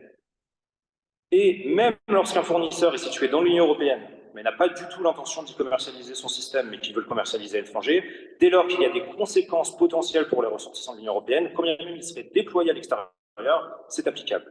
Imaginons un système d'IA générative qui serait entraîné avec des données de ressortissants européens, quand bien même il a pour vocation à être commercialisé en Amérique latine, eh bien, même s'il n'est pas déployé dans l'Union européenne, il y a un risque potentiel pour les consommateurs européens et donc la réglementation trouvera également à s'appliquer. Donc on a un champ d'application qui est particulièrement extensif, sauf pour un opérateur étranger à renoncer au marché européen, il y a de fortes chances qu'il soit dans l'obligation de s'y soumettre. Alors, on a toujours l'éventualité, on a eu des exemples plus récemment dans l'actualité, de géants du numérique, type Elon Musk pour X, qui refusent de respecter les obligations qui leur sont imposées au Brésil, jusqu'à ce que le service soit retiré de la circulation, tant que la société ne décide pas de se conformer à ses obligations. Néanmoins, de manière générale, puisque le marché de l'Union européenne est particulièrement attractif parce qu'il est fort de plusieurs centaines de millions de consommateurs avec un pouvoir d'achat particulièrement élevé, on peut douter qu'on ait des business models dans lesquels une société étrangère pourrait admettre qu'elle ne commercialisera pas son outil sur le territoire de l'UE. Et globalement, la disposition devrait plutôt bien fonctionner parce qu'il est également extrêmement complexe de concevoir des systèmes avec une régionalisation. On concevrait une version du système qui serait commercialisée aux États-Unis avec moins de contraintes, une qui serait commercialisée en Europe avec davantage de contraintes. Globalement, parce qu'il y a une forme d'interdépendance du système sur les données qui sont utilisées, générées, il y a peu de chances. En général, on a une seule version, ce qui aboutit à ce que des opérateurs étrangers vont découvrir sans doute très tardivement qu'ils sont contraints par l'AI Act et qu'ils vont devoir entrer en conformité avec celui-ci et avec l'intégralité des obligations qu'il prévoit. Justement, à présent, venons-en dans une deuxième partie aux règles qui sont applicables. Cette fois, ça ira beaucoup plus vite parce qu'on n'est pas véritablement sur du droit, on est davantage sur de la réglementation. Le professeur Gestas procède à une distinction entre les deux. La réglementation, elle nécessite simplement d'être mise en œuvre et d'être appliquée. Le droit, ça suppose une interprétation. Ce n'est pas vraiment le cas pour ce qui est des règles qui figurent dans l'AIAC. Globalement, très souvent, on a des obligations techniques de conformité qui vont devoir être mises en œuvre, mais qui ne laissent pas énormément de place à l'interprétation. Et puis, puisqu'on va avoir des actes délégués par la suite, on aura la possibilité, avec un certain nombre de guides, de codes de bonnes pratiques, des précisions sur la teneur des obligations qui devront être mises en œuvre, mais ce n'est pas nécessairement ce qui va le plus poser de difficultés. Alors, en revanche, ces obligations, elles sont particulièrement nombreuses. Dans le document que je vous ai transmis, j'ai reproduit les principales. Globalement, il y a plusieurs manières de présenter ces obligations. La manière la plus simple, a priori, et celle qu'utilise le règlement, c'est de présenter les obligations pesant sur chacun des acteurs alternativement, les obligations des fournisseurs, les obligations des déployeurs, les obligations des importateurs, etc. Le problème, c'est qu'en réalité, ces obligations, parfois, elles se regroupent ou elles se superposent, ou alors un opérateur va devenir comptable des obligations qui n'auront pas été respectées par une autre personne dans la chaîne de validation, ce qui va conduire à ce que cette présentation n'est pas la plus didactique. La manière dont je vous ai présenté ces règles, c'est un critère plutôt chronologique, les règles qui s'appliquent à la conception des outils, et ensuite des règles qui s'appliquent à l'utilisation de ceux-ci. Étant entendu que cette distinction est un peu artificielle à certains égards, il y a des obligations qui pourraient être interprétées comme relevant de l'un ou de l'autre, mais globalement, c'est la manière qui me semble être la plus pédagogue pour pouvoir présenter l'intégralité des obligations qui figurent dans le texte. Alors, je vous laisse en faire lecture, je vous ai reproduit les dispositions, s'il y en a certaines d'entre elles qui vous interrogent, vous pourrez les lire. Globalement, elles sont assez fastidieuses à lire. Je vais simplement faire un focus sur certaines d'entre elles avec le temps qui me reste, sur les principales. Avant, je l'évoque une difficulté qui n'est pas directement réglée par le texte, mais qui intéressera tous les praticiens qui vont devoir accompagner des personnes qui les mettent en œuvre. On n'a pas toujours de certitude sur la nature des obligations qui sont envisagées. S'agit-il d'obligations de moyens ou s'agit-il d'obligations de résultats? Lorsque ce sont des obligations de moyens, quelle est l'intensité de celles-ci? Évidemment, il y a des indices textuels qui nous permettent de déterminer si c'est une obligation de résultat ou une obligation de moyens. Parfois, c'est relativement clair. En revanche, lorsque c'est clair, les latitudes semblent tellement importantes que l'on s'interroge sur la manière dont juridictions et autorités de régulation seront amenées à sanctionner ces comportements dès lors que les marges de manœuvre pour atteindre l'objectif qui a été envisagé sont très importantes, mais somme toute, c'est une difficulté qui est assez commune lorsqu'on est sur le terrain d'une méthode de compliance. Alors, pêle-mêle dans les obligations qui sont envisagées, nous avons des obligations de conception, notamment l'élaboration d'un système de gestion des risques. Ça ressemble totalement à de la vigilance, appliquée au système d'intelligence artificielle, avec cette surcouche d'automatisation de cette vigilance, parce qu'il faut avoir construit un système qui peut identifier de manière assez automatique les dangers et les risques potentiels. On a des règles relatives aux données sur la nécessité de concevoir des jeux de données de qualité qui éviteront des risques biais notamment, avec des éventuelles contradictions avec d'autres textes, notamment le RGPD qui va déterminer de manière assez stricte les finalités sur les données qui sont collectées, et de l'autre, des systèmes d'intelligence artificielle qui, pour fonctionner de manière efficiente, ont vocation à brasser le plus de données possible. Et donc, minimisation d'un côté et appréhension extensive des données pour aboutir aux résultats envisagés, c'est un des points d'achoppement de l'AIAC avec des textes antérieurs. On a des obligations techniques sur les enregistrements avec des journaux qui vont devoir être établis de manière automatique, ce qui seront très utiles, c'est des sortes de boîtes noires sur l'intégralité des opérations qui seront effectuées, ce qui, sur le terrain probatoire, pourront permettre éventuellement l'identification de dommages, de remonter des chaînes de causalité éventuellement lorsque ce sera nécessaire. On a des obligations de transparence qui pourraient entrer en contradiction avec le secret des affaires. On a une obligation de contrôle humain qui est déterminante. On pourra revenir dessus dans le cadre des questions éventuellement. L'idée est qu'il est nécessaire qu'une personne physique ait le contrôle de l'outil et les compétences nécessaires pour pouvoir le manier, avec l'idée que si le logiciel est destiné à être utilisé pour telle ou telle finalité et tel type de décision, celui qui l'utilise, c'est a priori celui qui a les compétences pour prendre la décision lui-même. On aurait un logiciel qui serait utilisé en matière de diagnostic médical, par exemple. Dans la mesure où le diagnostic va devoir être formulé par un médecin, on conçoit mal que ce soit d'autres personnes du personnel médical qui utilisent un tel logiciel. Il ne serait pas en mesure de contrôler le système lui-même. Cette obligation, elle est intéressante parce qu'elle a deux versants. Elle est d'abord imposée aux fournisseurs. Ils vont devoir mettre en œuvre des mécanismes qui permettent à l'utilisateur ensuite d'effectuer un contrôle. Il y a un certain nombre de précisions, ça passe par la conception de l'interface notamment. Et puis ensuite, les déployeurs eux-mêmes qui vont devoir s'assurer que les personnes à qui ils confient l'utilisation du logiciel ont les compétences nécessaires. Là encore, risque de contentieux potentiel, puisque le texte prévoit que le déployeur va devoir s'assurer de la formation et de la compétence globalement de ses salariés auxquels il va confier l'utilisation du logiciel, ce qui pourrait emporter des éventuelles responsabilités dès lors qu'on identifierait que celui qui a utilisé le logiciel ayant abouti au préjudice, au dommage, n'est pas la personne qui avait la formation idoine pour ce faire. On a ensuite des obligations qui imposent aux déployeurs, je vais faire grâce de celle-ci, déjà parce que le temps me manque, et ensuite parce que la lecture du texte est assez claire. Elle n'est pas claire. Le texte est long. Par exemple, l'article sur les obligations du déployeur fait 3 pages. Donc, il va falloir le relire plusieurs fois pour identifier exactement ce qu'il doit faire. En revanche, il y a peu de prise à l'interprétation. On a une série de tirés avec des obligations précises qui vont devoir être accomplies. Et donc, j'en viens à présent à la conclusion dans laquelle j'aimerais, à gros traits, envisager les thèmes qui vont nous intéresser au cours des prochaines années. Une fois que l'on a digéré le texte, qu'on sait quand il s'applique, à qui il s'applique et quelles sont les règles qu'il envisage, ce qui risque de poser un certain nombre de difficultés. Alors, on a tout d'abord une principale difficulté qui consiste dans le travail de conformité extrêmement lourd qui va peser sur tous les déployeurs et les concepteurs de systèmes d'intelligence artificielle à haut risque parce que les obligations sont très nombreuses.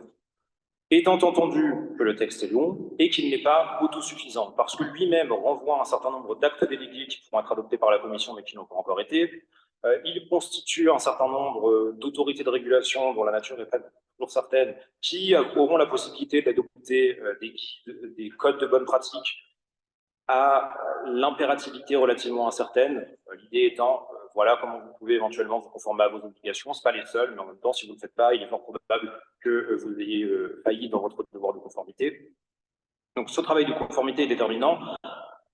Surtout, les sociétés, les entreprises qui vont devoir mettre en œuvre l'AIAC, très rapidement, vont également devoir mettre sans doute un certain nombre d'autres textes en application. Parce que ce texte, avec les obligations que j'ai envisagées, ce sont des obligations qui sont très générales sur la conception et l'utilisation des outils. En revanche, puisque c'est un texte qu'on pourrait qualifier de droit commun, il y aura sans doute très rapidement des réglementations spécifiques en matière de droit d'auteur, des réglementations spécifiques en matière de droit social, en matière de droit de la santé, de sorte que le corpus de règles applicables ne va cesser de s'accroître.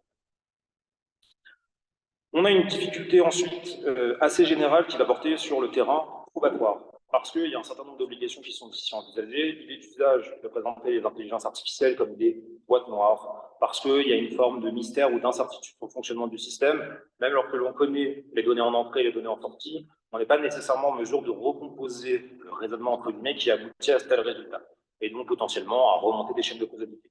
Et puis les personnes qui conçoivent ces outils eux-mêmes, qui ne sont pas toujours en mesure de l'interpréter, parce que la capacité, l'autonomie du système, sa capacité d'apprentissage peut aboutir à ce qu'il y ait des marges de manœuvre, encore une fois, entre guillemets, qui vont rendre plus incertains les résultats qu'ils risquent de produire. Donc une difficulté probatoire, je ne suis pas certain que l'intégralité des obligations qui sont citées par le texte, les autorités aient exactement les outils pour pouvoir aller vérifier leur effectivité, d'autant plus que, je vous cite par exemple l'article 25 qui porte sur la répartition des obligations entre déployeurs et fournisseurs. Ces obligations sont sans préjudice de la nécessité de respecter et de protéger les droits de propriété intellectuelle, les informations confidentielles de nature commerciale et le secret des affaires conformément au droit de l'Union européenne et au droit national. Là encore, il y a sans doute beaucoup à dire sur la manière dont on va réussir à articuler effectivité et respect de la IAC, respect des règles de propriété intellectuelle et secret des affaires de l'autre. Et puis, dernier point rapide, ce texte est ce qu'on pourrait qualifier un texte de régulation, parce qu'il s'inspire très largement de la méthode de régulation. On a un certain nombre d'autorités qui sont créées par le texte et qui vont être chargées de le mettre en œuvre. Alors, on peut citer par exemple le Bureau de l'intelligence artificielle, qui a vocation à être composé par un certain nombre de personnes issues de profils divers, et surtout notamment des industriels qui participent à la création de ces systèmes. Ce bureau d'intelligence artificielle, il a été question qu'éventuellement ils soient indépendants, finalement il ne l'est pas, il est rattaché à la Commission européenne. Il a des pouvoirs assez importants parce que c'est lui qui va devoir élaborer le code de loi pratique. Et donc, c'est plutôt un conseil d'experts qui va pouvoir conseiller la Commission européenne, mais qui néanmoins va avoir une production potentiellement qui produira des effets juridiques. On a également une autorité nationale qui va devoir être créée. La France va bientôt devoir désigner l'autorité qui sera chargée de mettre en œuvre le texte. Il est fort probable que ce soit la CNIL, d'abord parce qu'il y a beaucoup de liens entre intelligence artificielle et protection des données, et parce que la CNIL, depuis plusieurs années, a développé une expertise très importante sur le sujet. Et puis, on aura un comité de l'intelligence artificielle qui, globalement, va réunir les autorités nationales de l'ensemble des États. Tout ça pour dire qu'au-delà du texte lui-même, va très rapidement venir s'ajouter ce que tous ceux qui pratiquent le droit de la régulation connaissent, c'est-à-dire un amoncellement de textes à l'impérativité plus ou moins importante de pratiques décisionnelles qui vont venir complexifier encore sa mise en œuvre. Et donc, quand bien même chacun d'entre vous aurait le temps de lire les 144 pages du règlement, il s'avère qu'en réalité, ça me donnerait une vision que très parcellaire de la réalité du droit de l'intelligence artificielle après sa mise en œuvre. Et donc, il va falloir d'abord se familiariser avec le texte et ensuite rester en permanence vigilant parce que si on ne va pas avoir de révolution du droit de l'IA et du règlement lui-même, parce qu'il est quand même plutôt bien conçu et il est fait de telle manière qu'il n'a pas vocation à être désuet d'ici quelques années parce que, comme je vous l'ai dit, il ne se fonde pas sur des critères techniques, de sorte que la technologie qu'il appréhende, dans 3 ans, ne sera plus d'actualité. Ça, c'est plutôt une bonne chose. En revanche, sa mise en œuvre particulière va nécessairement nécessiter des précisions et qui occuperont les magistrats et les avocats et les universitaires pendant sans doute de très nombreuses années encore. Je vous remercie. Merci, monsieur le professeur. Je crois que maintenant nous sommes enfin éclairés, nous savons exactement de quoi il s'agit, comment conseiller nos clients demain sur ce qui peut être fait et ce qui ne pourra pas être fait. Il y a une question que je me pose, mais qui est très pragmatique. Il y a donc un organe de contrôle qui va se mettre en place, mais quelles sont les sanctions? C'est-à-dire qu'on a affaire à des systèmes qui sont extrêmement puissants, et dès lors qu'ils seraient mis en service par un déployeur, un mandataire ou quelque autre distributeur, comment est-ce qu'on les arrête? Comment est-ce qu'on sanctionne le fait qu'ils aient été mis en service sans les garanties que vous avez évoquées? Et comment est-ce qu'on les arrête complètement s'il s'avère qu'ils relèvent de systèmes interdits ou de systèmes à risque qu'il aurait fallu encadrer? Pour compléter la question avec peut-être, pardon, une question de Béotien, c'est un règlement ou direct? C'est un règlement, donc il est d'effet direct dans le droit national.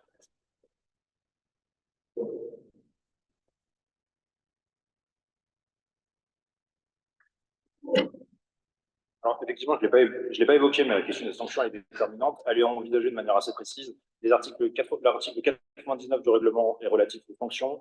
L'article 100 est relatif aux amendes civiles qui peuvent être prononcées, qui sont fixées pour chacun des opérateurs, fournisseurs, déployeurs, mandataires, distributeurs, et qui sont, comme c'est assez classiquement le cas, soit évalués en termes de pourcentage de chiffre d'affaires annuel, soit avec un plafond qui est envisagé, et qui sont relativement élevés, qui sont croissants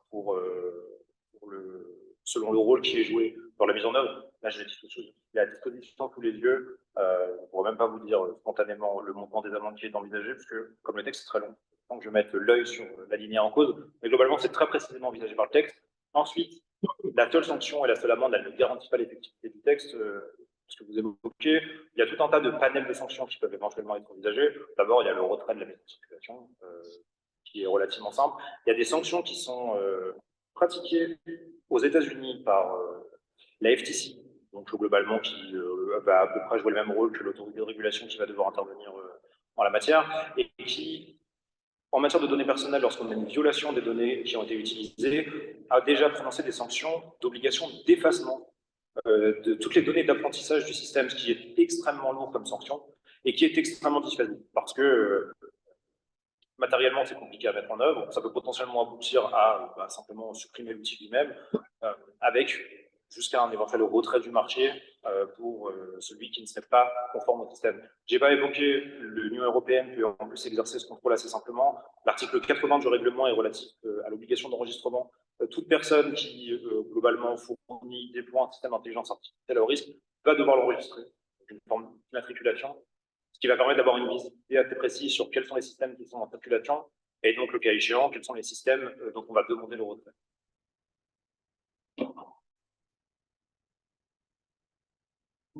De passer la parole à la salle, parce que c'est vraiment ça qui sera intéressant. Moi, j'avais une question sur le côté boîte noire dont on parlait tout à l'heure. De ce que je comprends, mais je comprends, monsieur le professeur, les producteurs doivent documenter leur système.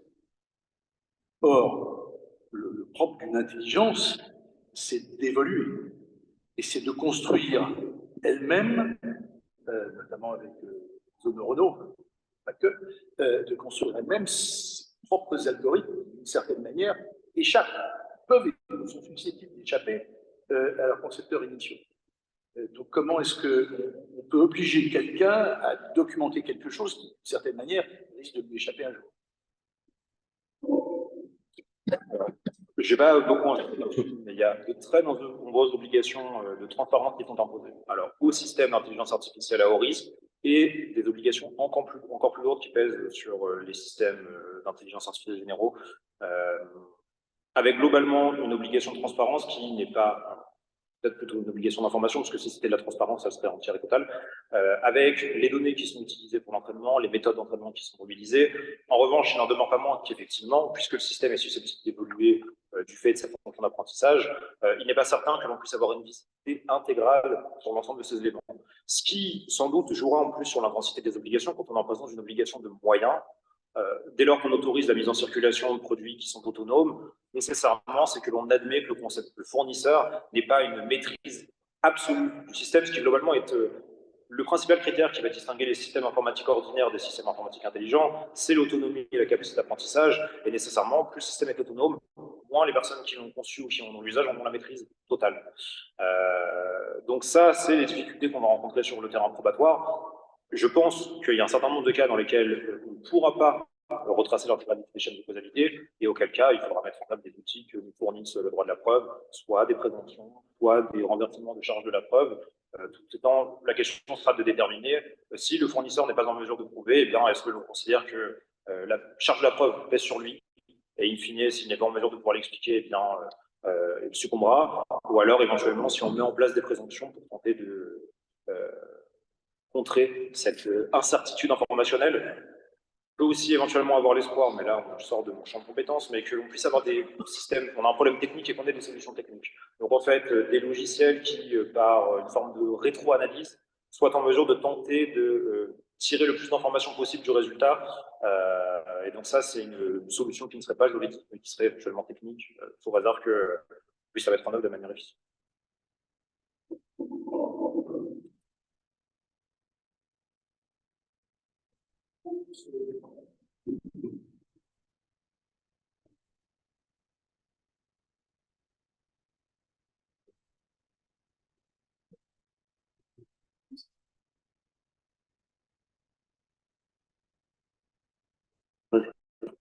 Alors, l'accueilli avocat, je suis spécialisé en droit de la propriété intellectuelle, parce que c'est un des problèmes fondamentaux de l'intelligence artificielle, c'est la captation des droits de propriété intellectuelle. Va te poser une problématique. C'est le rôle de l'expert, d'une part, qui n'est pas là pour apprécier le droit de la propriété. Il n'est pas là, en fait, pour apprécier s'il y a contrefaçon ou pas. Et le rôle du juge. Comment on fait la part des choses sur cette... il y aura des expertises, il y aura le rôle de l'expert, qui va avoir un avis purement technique, et le rôle du juge, qui va avoir, lui, à apprécier l'éventuelle violation des droits de propriété intellectuelle.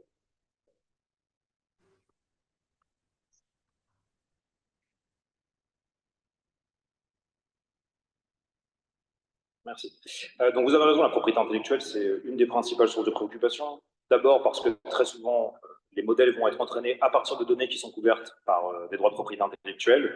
Et puis ensuite parce que, faudra la question, mais là, c'est beaucoup plus spécifique de pays, de savoir si ce qui est généré est susceptible de protection. C'est un des principaux problèmes qui a justifié que le texte mette autant de temps d'être adopté, puisque je ne l'ai pas précisé, mais la première version du texte, elle avait été arrêtée en printemps 2021. Elle a été adoptée assez tardivement pour deux raisons. D'abord parce qu'entre-temps, ChatGPT a été commercialisé et que vraisemblablement, on n'avait pas anticipé ces systèmes d'IA générative qui a impliqué des modifications du texte. C'est pour ça qu'en fait, dans la présentation que j'en ai fait, dans le document que vous avez, c'est des obligations qui sont ajoutées à part, notamment parce qu'elles n'ont pas été conçues en même temps. Et là, par exemple, je peux vous faire lecture d'une des obligations qui est applicable à ces IA à usage général, mettre en place une politique visant à se conformer aux droits de l'Union européenne en matière de droits d'auteur et de droits voisins. La disposition n'a pas beaucoup d'intérêt, sauf à rappeler que le droit est impératif, et surtout, elle n'a pas l'air de mettre beaucoup d'énergie pour s'assurer de ce respect. Et notamment sur les obligations de transparence, c'est une autre obligation qui est prévue, les fournisseurs de ce type de service doivent fournir des informations sur les données qui ont été utilisées pour entraîner leur modèle. Sauf que la formulation n'est pas extrêmement précise, puisque globalement, c'est là où on a eu des difficultés en termes de négociation. La France, notamment, était assez hostile à ce que le devoir de transparence pour ce type d'IA soit extrêmement important, craignant que ça puisse freiner l'essor de certains géants français, notamment la société Mistral. Et donc l'idée était de se dire, si on leur impose une obligation de transparence trop importante, le modèle ne pourra pas être entraîné comme il se doit, il ne sera pas suffisamment efficace, et donc il ne pourra pas faire concurrence aux géants américains. Ce qui explique cette position qui est assez imprécise du texte. Il prévoit une obligation de transparence, et en même temps, elle est relative. Donc voilà pour cette partie sur la question en matière de propriété intellectuelle. Alors je fais une petite digression sur la volonté du législateur, la volonté de la France de ne pas empêcher l'apparition de géants européens, elle s'entend tout à fait.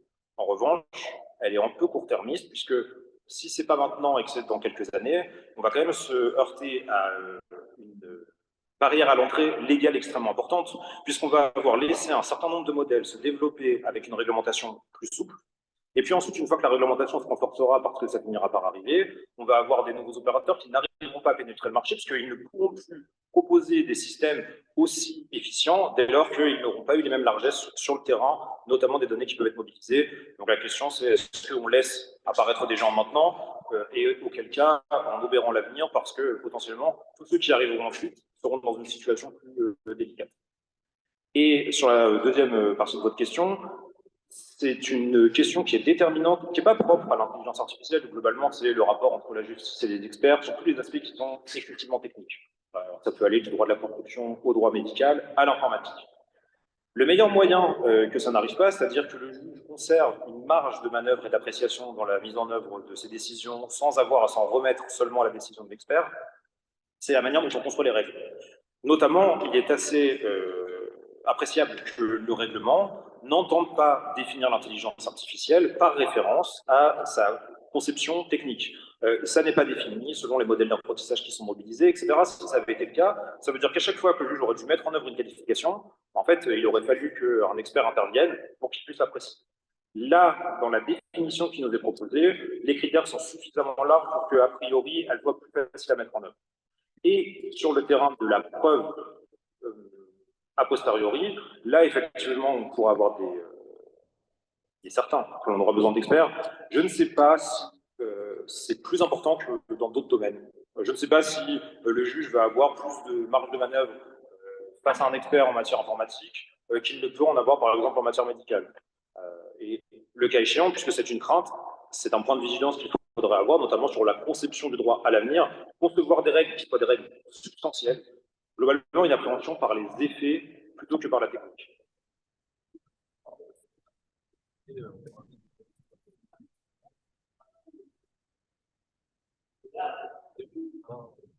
Et voilà.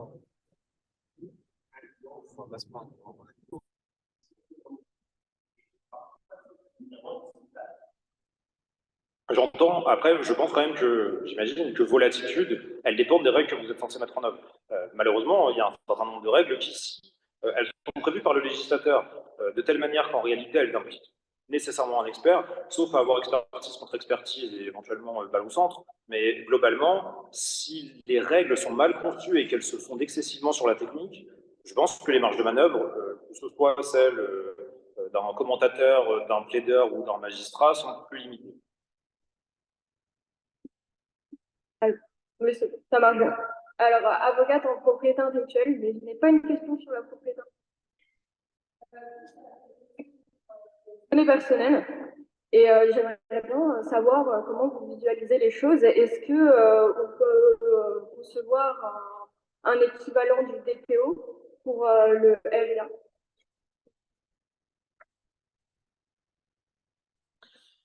C'est intéressant. Je ne pense pas que la perspective ait été proprement envisagée par le régulateur, le législateur. Alors, il s'avère que quand même le DPO va avoir un rôle assez central, y compris pour la mise en œuvre du règlement pour l'intelligence artificielle, puisque les données que l'on va mettre à disposition vont en partie déterminer le résultat qui sera produit. Et donc, dès lors que le RGPD est strictement appliqué, en réalité, ça participe déjà à très largement encadrer les usages de l'intelligence artificielle. Ensuite, je crains que l'on ne puisse pas procéder par assimilation, notamment parce que là, on est sur des aspects qui sont extrêmement techniques. Et que l'on ait des personnes en charge de contrôler la mise en œuvre de l'intelligence artificielle, c'est une chose. Que ce soit internalisé dans les entreprises elles-mêmes, j'ai peur que la nature des règles en cause ne permette pas de mobiliser les mêmes méthodes, parce que le RGPD est plus simple à pratiquer, il est long, il faut en avoir une connaissance presque exhaustive, mais en revanche, il repose essentiellement sur des règles juridico-juridiques. Là où on a des aspects ici qui sont techniques, qui sont beaucoup plus importants, notamment, on n'a pas d'opérateur qui va avoir directement la main, sauf à le mettre en place auprès des fournisseurs eux-mêmes, mais on n'envisage pas qu'auprès des mandataires, ou des importateurs ou des déployeurs, on ait une personne qui soit chargée en interne de contrôler l'usage d'une technologie qu'elle n'a pas conçue. Donc si ça s'entend, éventuellement, je pense que ça s'entend auprès des fournisseurs eux-mêmes, ce qui déjà permettrait de limiter le nombre, parce qu'il y a moins de fournisseurs que des déployeurs. C'est une perspective qui est intéressante. Je pense que ça vaudrait de réfléchir à quelles sont les missions qu'on pourrait effectivement lui confier pour s'assurer que le droit serait mieux mis en œuvre. Mais c'est une piste intéressante.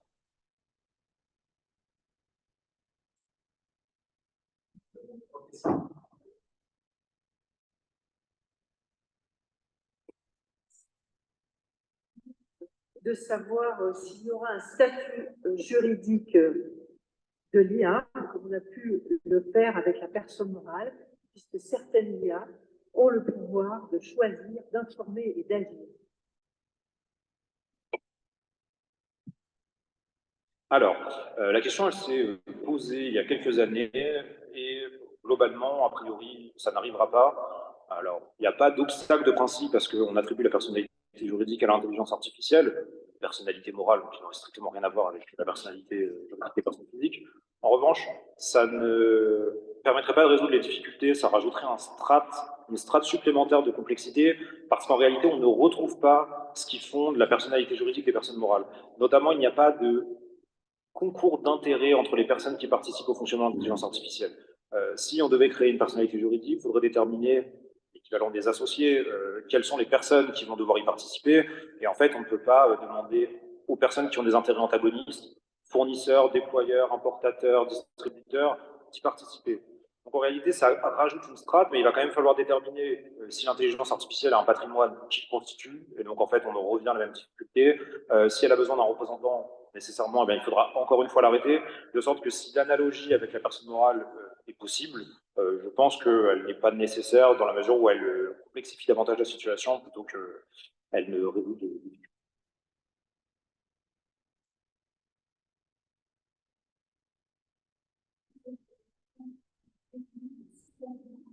Exemple, sous les points 1 à 8 de l'annexe 3, sont-ils limitatifs ou exemplatifs?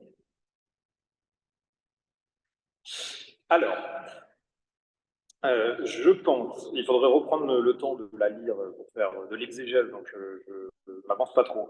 Mais dans la mesure où on confie à la commission la possibilité de compléter la liste si nécessaire à partir de la procédure qui est envisagée dans l'article 6, c'est donc que la liste est limitative à ce stade. Sinon, on n'aurait pas besoin de mettre en œuvre un process et une procédure pour que la commission puisse la compléter. D'autant plus que, comme les obligations de conformité sont extrêmement lourdes, on a du mal à imaginer que des opérateurs ignorent si en réalité ils relèvent ou non de cette qualification. Donc, en termes d'analyse exégétique, je ne peux pas vous le dire parce qu'il faudrait que je relise entièrement la disposition. En revanche, sur l'esprit du texte, je pense qu'il est certain que la liste est limitative. En question, quelle est la différence, selon vous, entre un mandataire et un importateur? Alors, je signale que la personne qui pose la question est un orateur potentiel futur sur le sujet. Il écrit un livre et il s'appelle Axel Belen.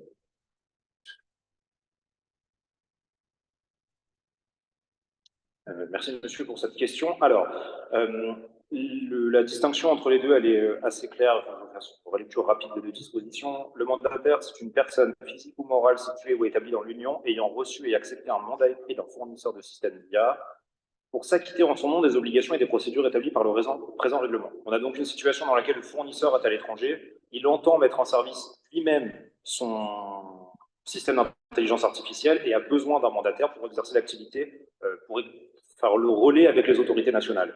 L'importateur, c'est une personne physique ou morale située ou établie dans l'Union qui met sur le marché un système d'IA qui porte le nom ou la marque d'une personne physique ou morale établie dans un pays tiers.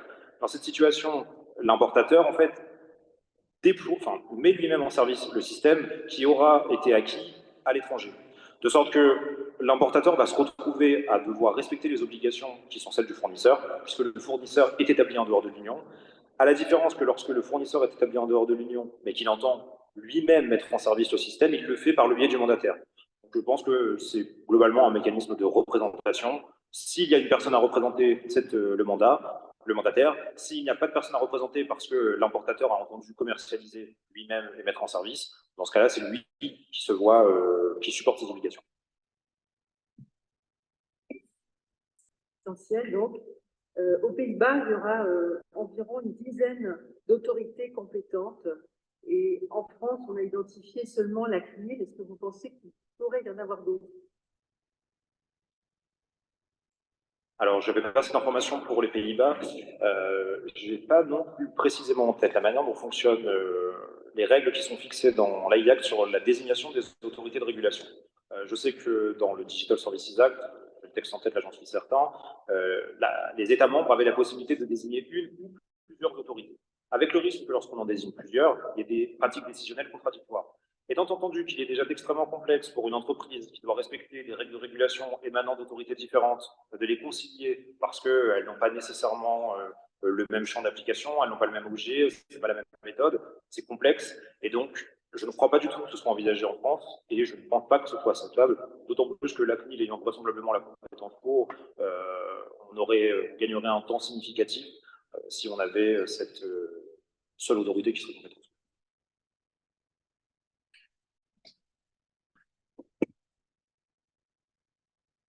Une dernière question de la salle, monsieur, et approchez-vous pour le, s'il vous plaît, je suis désolé de vous obliger à cet exercice. Madame, on va prendre deux questions.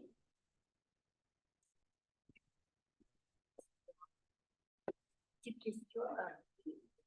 Dans l'AIA, y a-t-il un focus sur la responsabilité des utilisateurs? J'entends l'utilisateur final et pas les citoyens. En lien avec ce que vous décrit comme asymétrique. Si je comprends bien, c'est des règles relatives à la responsabilité pour l'utilisateur final. Alors,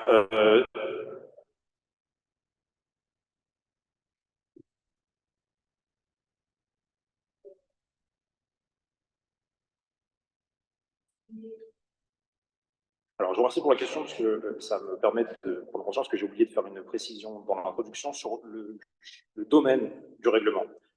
Il a été fait le choix d'extraire les questions relatives à la responsabilité, parce qu'elles étaient trop spécifiques et qu'il n'y avait pas...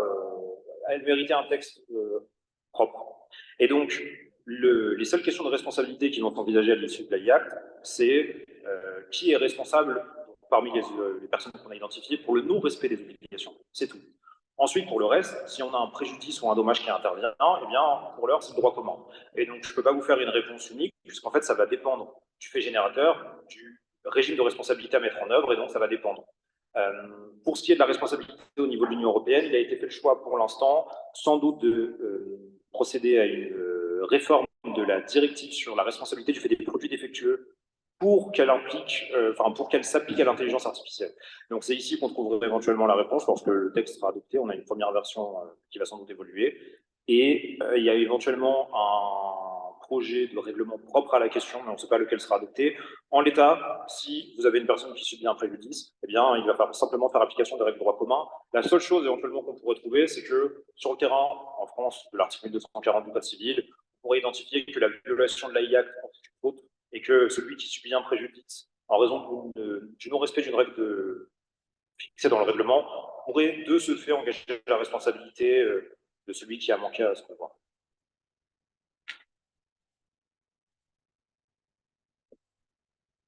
Je crois bien qu'en attendant pour les entreprises qui déploient, c'est le CGI en fait.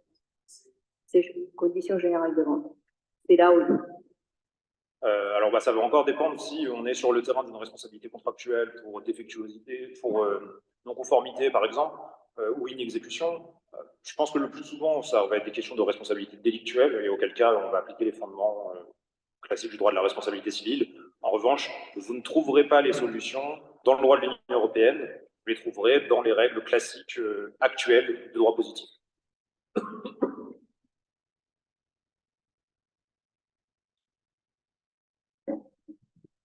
Oui, bonsoir. Benoît Deniau, avocat contentieux. Vous avez exclu le pénal, sauf erreur tout à l'heure, mais on peut généraliser la question. Est-ce que vous avez parlé de transparence, est-ce que les logiciels d'aide aux magistrats pour rendre des décisions, on parlait en introduction de la possibilité de l'intelligence artificielle pour les décisions, est-ce que ça veut dire que les avocats, au nom de la transparence, auront accès aux critères prépondérants qui permettent de rendre cette décision?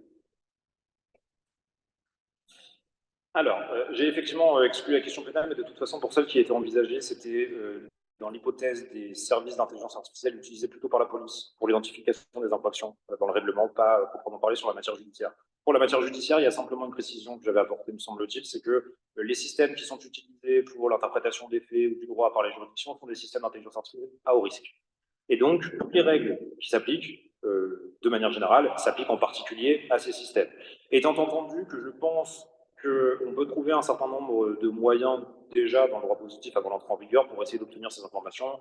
Je pense que les droits fondamentaux, le droit d'accès au juge, peut supposer éventuellement que les informations qui ont été prises pour aboutir à une condamnation soient communiquées.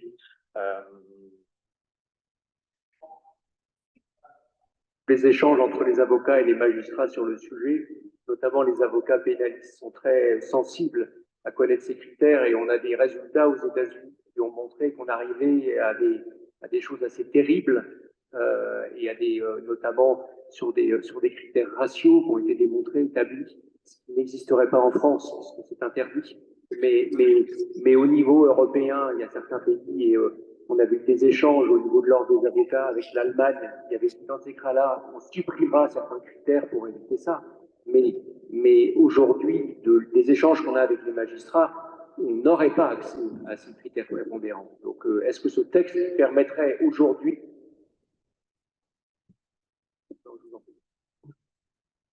Donc, le texte permet d'accéder à un certain nombre d'informations pour les systèmes d'IA au risque, dont font partie les systèmes qui pourraient être utilisés par des juridictions. Il faut lire l'article qui figure dans le document que je vous ai donné, on précise l'intégralité des critères qui doivent être donnés. Je ne suis pas certain, alors à lui seul, il doit déjà permettre d'avoir un certain nombre d'informations. qu'il soit forcément totalement adapté. Parce que, encore une fois, comme ce n'est pas une réglementation sectorielle, elle est générale, elle n'a pas été pensée spécifiquement pour. En revanche, déjà aujourd'hui, je pense qu'il y a un certain nombre d'autres fondements dont vous pouvez vous prévaloir. Si vous ne connaissez pas forcément les critères, vous pouvez en revanche connaître les données qui vont être mobilisées en appliquant le RGPD, sous réserve qu'on n'ait pas des exclusions qui seront envisagées, ce qui avait été le cas à l'époque où la chancellerie avait envisagé d'utiliser un système qui s'appelait DataJust, qui avait vocation à calculer, enfin, qui était un référentiel indicatif en matière de calcul des dommages, des indemnités pour dommages corporels. Globalement, c'était un système d'intelligence artificielle pour modéliser l'évaluation du préjudice corporel. On avait exclu parce qu'il y a des exceptions dans le RGPD, donc c'est pas forcément le fondement qu'on pouvait utiliser. Je pense que sur le terrain des droits fondamentaux, sur l'article 6 paragraphe 1 de la CEDH, il y a quand même des éléments. Alors, j'imagine que pour vous, il est préférable d'avoir un fondement précis plutôt que d'invoquer un droit fondamental qui est soumis à une interprétation pour déterminer si oui ou non ça rentre dedans. Et on en parlait un peu plus tôt avec le président. Les systèmes d'intelligence artificielle en matière judiciaire, c'est un sujet à part entière qui suppose des réglementations qui sont spécifiques. Personnellement, je serais plutôt rassuré, sauf si c'est pour des tâches qui sont à dire plutôt administratives, que ça ne soit déployé, qu'après que le législateur se soit penché dessus. Il est en revanche certain que depuis qu'on a l'open data des décisions de justice, il y a la matière suffisante pour pouvoir commencer à les mettre en service avant même qu'une réglementation ne soit envisagée.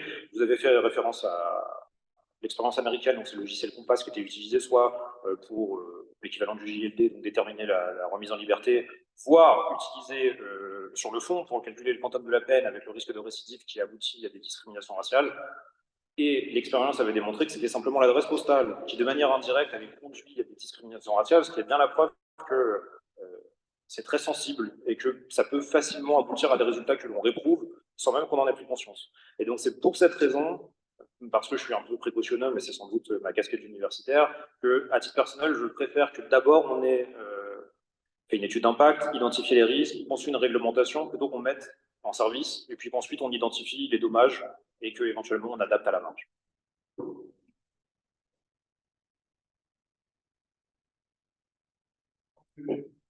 On pourra continuer les échanges à l'occasion du...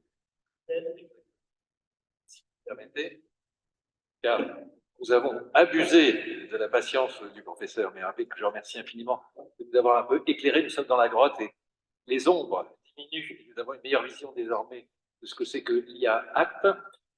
Je voulais vous faire quelques annonces avant de vous convier à partager un verre, le verre de l'amitié. La première concerne une manifestation qui aura lieu ici, le 25 septembre prochain, organisée à l'initiative du président du tribunal et dont le titre est « L'incidence du devoir de vigilance sur les litiges commerciaux ». Vous voyez qu'il y a un petit prolongement de cette question, enfin, de la question qui était posée tout à l'heure, de la responsabilité civile. On s'interrogera à cette occasion sous l'autorité de Mme Marianne Frison-Roche, professeur Roda et professeur Ancel, sur la manière dont la juridiction consulaire notamment devra traiter ces questions de vigilance lorsqu'elles seront opposées dans des litiges commerciaux. Ensuite, je vous invite toujours ici, le 14 octobre prochain, à une conférence donnée sous l'égide, encore une fois, du tribunal de commerce, mais cette fois-ci avec la participation directe de l'association, sur les titres transférables électroniques. Ceci a l'air un peu obscur, pour ne pas dire absconce. C'est la commission numérique de ce tribunal qui s'est intéressée à cette session avec des avocats et avec des professeurs de droit. Il s'agit de ces titres qui matérialisent des matières premières et dont la transférabilité électronique devient une nécessité absolue pour le commerce international et se pose des questions d'authentification notamment. Donc vous voyez également, très vaste sujet. Et dernière communication, mais qui n'est pas une invitation car les inscriptions sont closes. Il s'agit de notre conférence qui se tiendra à Fès, celle-ci à l'Université de la Sorbonne de Fès, sous l'autorité du professeur François-Xavier Lucas, et également l'initiative de l'association Droit et Commerce. Donc, vous voyez, vaste programme. Je repasse la parole à notre hôte. Merci, Monsieur le Président. Alors, juste pour, indépendamment de Droit et Commerce, mais sous l'égide de Paris Place de Droit, va se tenir le 3 octobre prochain, la Nuit du Droit, conformément à un anniversaire, puisque je crois que ça correspond à la date de la Constitution. C'est la date anniversaire de notre Constitution. En tout cas, il y aura la Nuit du Droit ici, avec 6 à 8 tables rondes, dont 2 seront consacrées au sujet de l'intelligence artificielle, en particulier appliquée à la justice. À cette occasion, il y aura une démonstration d'un logiciel d'intelligence artificielle qui débouchera sur des solutions à des litiges. Alors, je prends évidemment des précautions, ce n'est qu'une démonstration, mais c'est assez intéressant. Nous avons en réalité fait travailler un certain nombre de juges qui sont familiers de ces questions-là. Il y en a certains qui travaillent sur des questions d'intelligence artificielle. Et à la différence des langages d'intelligence artificielle d'AI générative, ils se sont aperçus que pour produire, générer des décisions, en réalité, on n'a pas besoin nécessairement de les entraîner sur un nombre très très important de cas pratiques. Et qu'en travaillant sur assez peu de cas pratiques, dès lors qu'on est sur un sujet bien déterminé, on arrive à produire des jugements qui, d'une certaine manière, résistent, en tout cas, à l'analyse que peuvent en faire des juges professionnels. Donc, ce sera très intéressant, et même si je vous invite tous et toutes à venir nous rejoindre à partir de 19h le 3 octobre prochain, pour la nuit du droit au tribunal de commerce de Paris. Voilà, donc maintenant, place au verre et aux festivités.